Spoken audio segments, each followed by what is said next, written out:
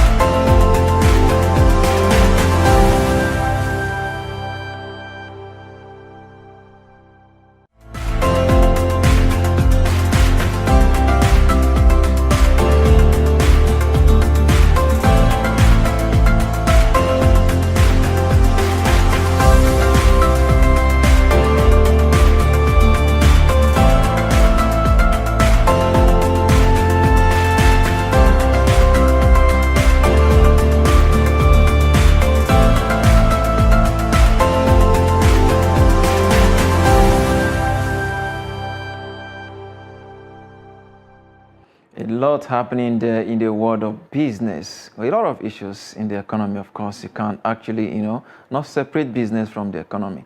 Well, let's quickly go to look at the data from the stock market. We understand the market is closed today for Salah holiday, and by tomorrow morning by 9:30, the stock market across the world will reopen again for trading. Quickly, let's look at what is happening in the Nigerian capital market. Of course, the market on Thursday closed positive 0.29%. The market cap, the Oxshare index way above 51,000 basis points. The market cap at 28 trillion naira. That is a 900 billion naira drop from what we had last week. The volume of trade is 600.78 million, of course, at the value of 5.054 billion naira in a deals of what's 4,309. That is a huge number. If you look at this, this is actually a jump from what we had in the previous day, which was Wednesday last week. That is about 177% improvement in terms of volume of value and, of course, in terms of deals as well. So quickly, let's go to the gainers. What are the stock that are actually topping the gainers chart? We have the Access Bank Incorporation. They're doing, topping the gainers chart there by 10%. If you recall, Access Bank on last week Wednesday, they submitted their Q1 results on the floor of the Nigerian stock market. Then following them closely is Transcorp Hotels, which is also doing a 10%, which are close 10%, and of course Transcorp as Nigeria, of course, 9.87%. These are the top trade that we have on, the top gainers rather on the Nigerian Stock Exchange on Thursday. Quickly, let's look at the losers. Where are the bottom the bottom trade stocks, we have Champion Brewery down 9.96%, Jais Bank 8.42%, and of course, Curtis is a cable manufacturing company down 4.35%. Let's go to the top trade. The top trade rather, the market movers. Okay, the market movers. We have the Transcorp Nigeria doing 241 million shares. Access Holdings 152 million shares, and of course UBA United Bank for Africa 39.2 million shares. Can we quickly look at the sectors, the performance across sectors? The performance across sectors are really were not so interesting based on what we saw. But again, if you look at them, about 2 gainers and of course 3 losers based on what we are watching. Some of the losers we have NGS Consumer Goods down 0.02%, NGS Industrial 0.09%, and of course NGS Insurance surprisingly 2.07%, and of course oil and gas also down. While the banking sector bowed by the Access Bank very interesting financial year report for Q1 actually up by 2.90%. We can quickly look at the report of Cadbury that was turned in last week also on the Nigerian Stock Exchange. We can quickly look at them. Cadbury Nigerian PLC, of course, they turned in their report last week. A very, very impressive result that it was last week as well. So moving on to our discussion for today, we are actually looking at the Nigerian population and of course economic planning. This is a whole lot of issues that we will be looking at today. And already I have my guest in the studio. He's a financial analyst, Aliyu Ilias. Good to have you on Business Daily this morning. Thank you for having me. Thank you for having me. So let's quickly, data is a very problem in this country. Right. What do you think this population growth that is being projected, the UN has actually projected, how do you think we can actually manage it alongside our data issue? Yes, thank you. If you recall, you agree with me that the last time we had our population census was 2006, which against every 10 years that is supposed to be, and it has affected our development generally because all policy making are expected to be population driven, where you know who needs what, where they need what, and the kind of allocation you will bring into. And it also affects our even income, because to have a good economic growth, a good economic development, it has to be based on population, as it were, and things will be earmarked according to population. If you look at advanced country, they don't joke with that, and that forms a basis for every development. Ali, you will talk about that after this very short break. Let's go on a short break. When we come back, the conversation continues.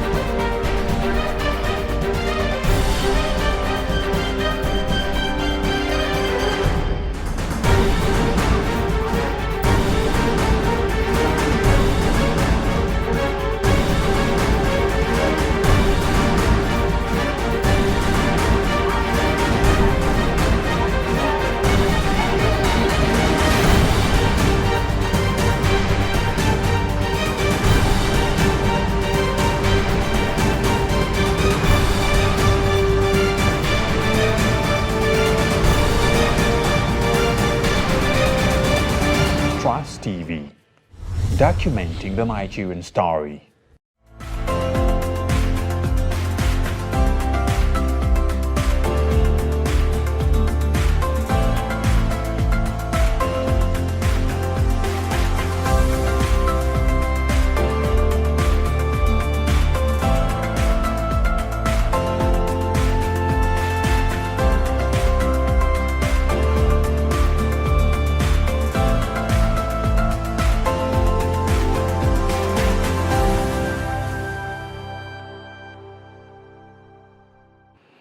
Glad to have you back. I still have with me in the studio financial analyst Aliyu Ilias. Thank you for joining us on Business Daily today. Thank you for having me. Yeah, before we went on that short break, we were talking about this issue of population. And if you look at the UN projection, in 2 months from now, Nigerian population will be 223.8 million. That's by mid-2023, which is just 2 months away from now.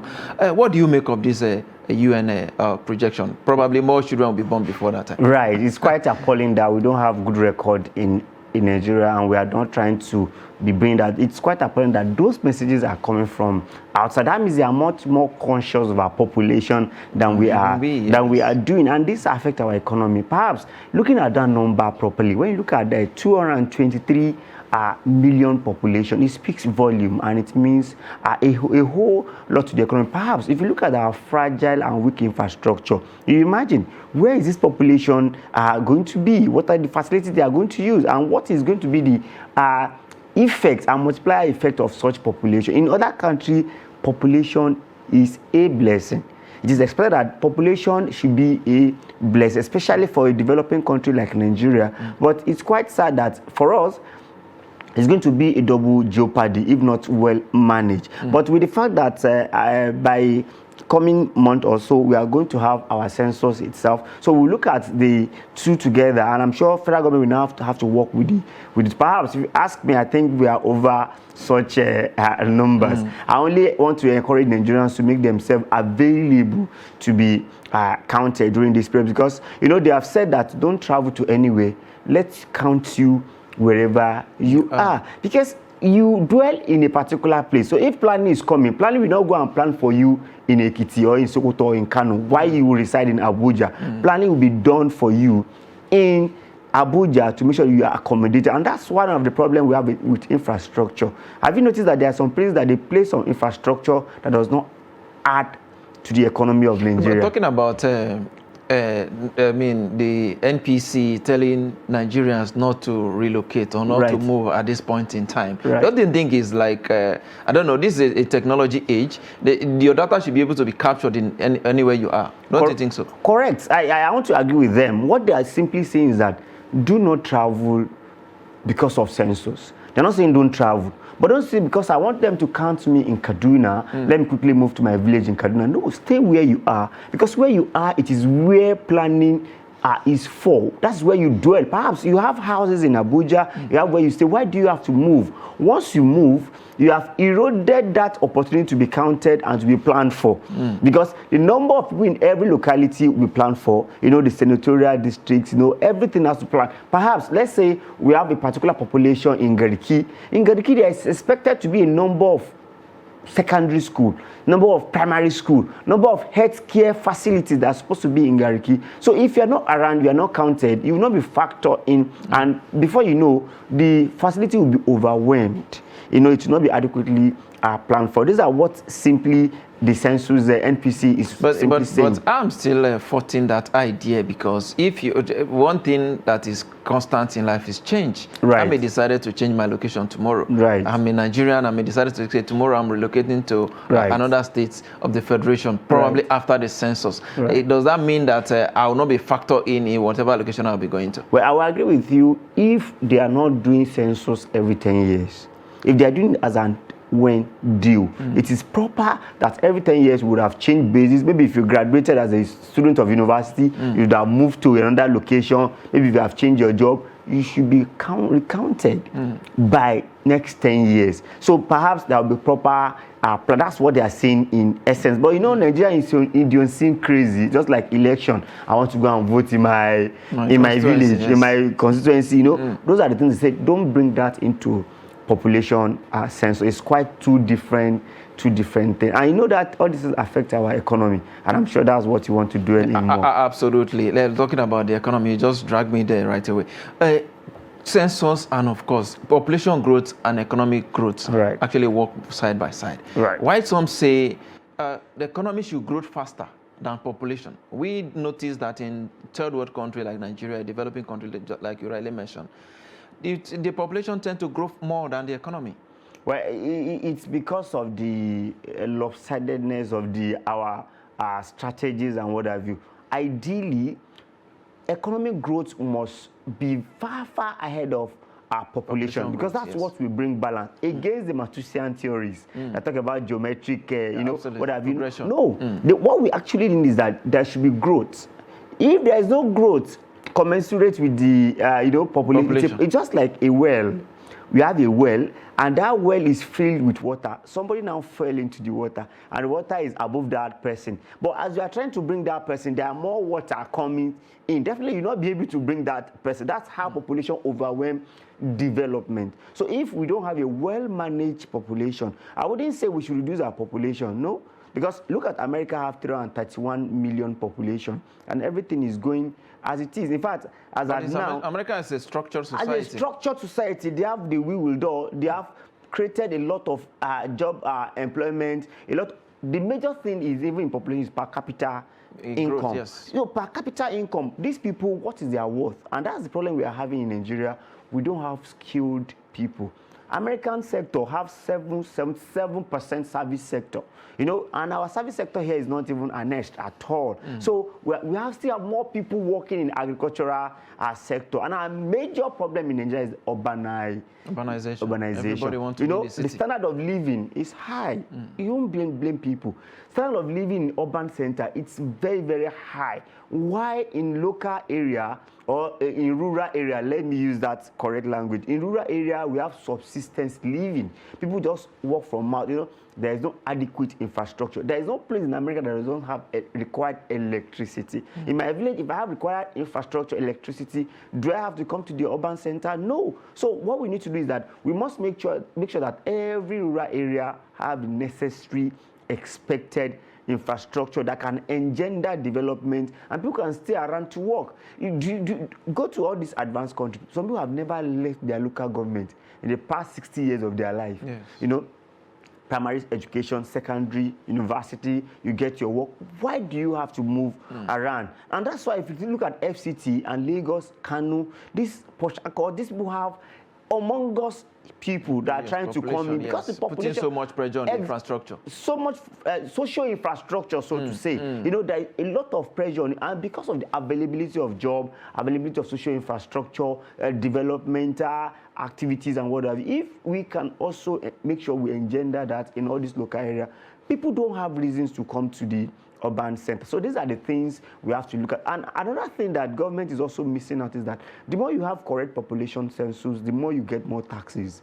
That's another thing that we have to do, because you have to do that and be able to project. You're talking about having more taxes. You have to be able to separate the working class from the... Exactly. The thing is, if you have clear population, figures, you can easily know that these people are in this age bracket. Look at Nigeria now, unemployment is major. 41%. We have 41%. And if you have 41%, that simply speaks to the population itself. And this is the best time for Nigeria. You know why? Nigeria have young population country. Go to even America, they have old society.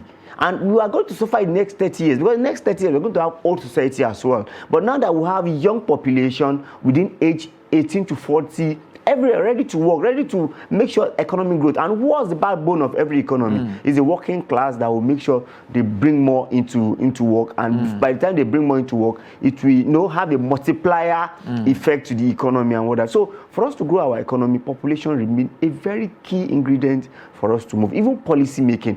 Policy making is very, very key. We keep saying we don't know the number of this local government, we don't know the number of people. When you are providing water, electricity, road, schools, you have to know the numbers of people you are planning for. Absolutely. Right. Very, very key. So if you go to some places, you see 3 people in the class. If you go to some places, you see 150 people trying to study in a particular class. It reflects our population census that is not carrying out as and when due. And I think there should be a legislation that will make sure that the National Assembly should make a legislation that every 10 years, take it or leave it, there must be population census.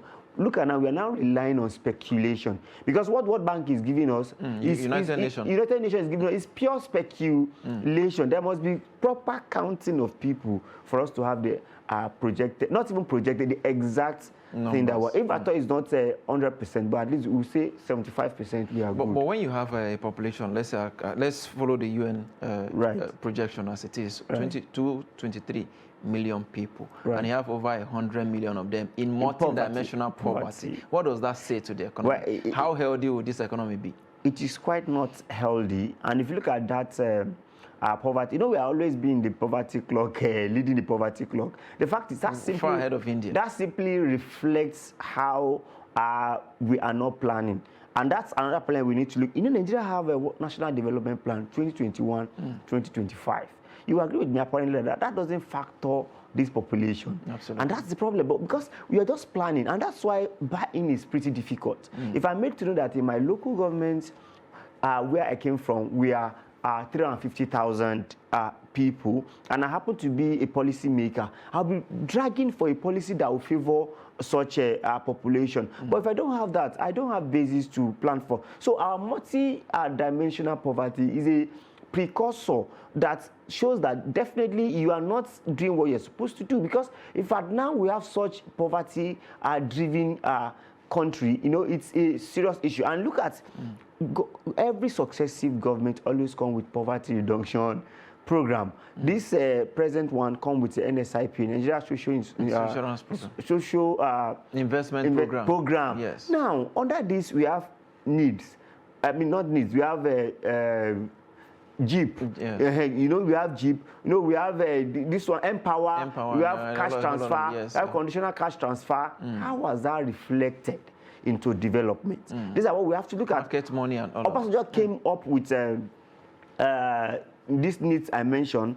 Yaradua, you know, came with you know, a lot of them. Even Jonathan came with a P, you win, and therein we have policy some and such. Because but it appears none of these have been able to address to reduce poverty. The problem, yes. Before you know, it's increasing. So population, having the number of your population, perhaps, you know, it's not only having number of population, it will reflect number of people in school, reflect number of people working in government, reflect, you know, it will bring a lot of demography, you know, a lot of geographical identification. Absolutely. And that will now drive us to where we can engender development and what we actually need. Absolutely. Leo, Elias, time is always not of our friend, especially when you're having fun. Right. Population, census is indeed key to economic planning. Very absolutely. key. Thank you so much for your time on Business Day. Thank you for having me. And that is our offering today. Join us tomorrow for more. I am Yusuf Akogu.